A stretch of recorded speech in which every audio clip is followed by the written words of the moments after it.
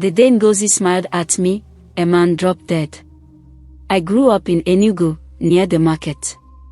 Every Saturday, I walked to Ogbit with my best friend, Ebra. We always passed the banana sellers, but one woman stood out. Her name was Ngozi. People said she came to the market 5 years ago. No one knew where she lived. No one had seen her arrive in the morning. Her stand was always there before sunrise, and her bananas were too perfect. No black spots. Always ripe. Always sweet. But it wasn't just the fruit. Ngozi was beautiful. Her skin glowed, her eyes were sharp, and her hips moved like water. She didn't blink often.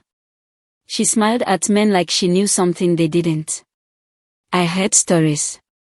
Uncle Chuka said she was an Ogbanj, one of those spirit children who die and come back again and again.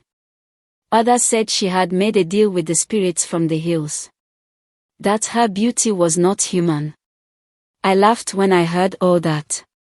But then I started seeing things. One time, I saw her give bananas to an old man for free. He was smiling, joking, but 2 minutes later, he collapsed by his car. Heart failure, they said. Another time, I saw her watching a couple argue near her stand. The man yelled at his wife and stormed off. As he reached the street, a bus came out of nowhere and hit him. People said it was coincidence. But I knew better. Ebra warned me. He said we should stop buying from her. But I didn't listen. One Saturday, I went alone. Ngozi smiled at me. Her lips were red like palm oil, her teeth too white. She handed me 2 bananas and didn't ask for money. I ate them that evening. That night, I couldn't sleep. I kept seeing her face. Her smile. Her wide hips swaying. I felt like something was watching me in my room. My window shook even though there was no wind. My phone kept lighting up, showing her picture, but I never took one. I started losing weight. I stopped eating.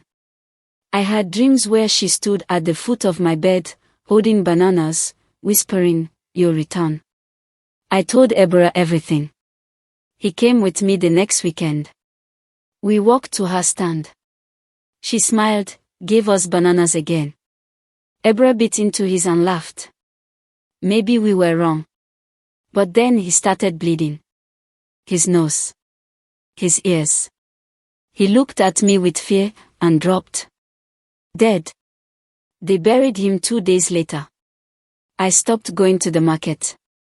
But one evening, I walked past by accident. Ngozi was there. She smiled at me again. I ran. I ran without turning back. Now, even in my dreams, she's there. Standing. Smiling. Peeling a banana. And my legs don't move.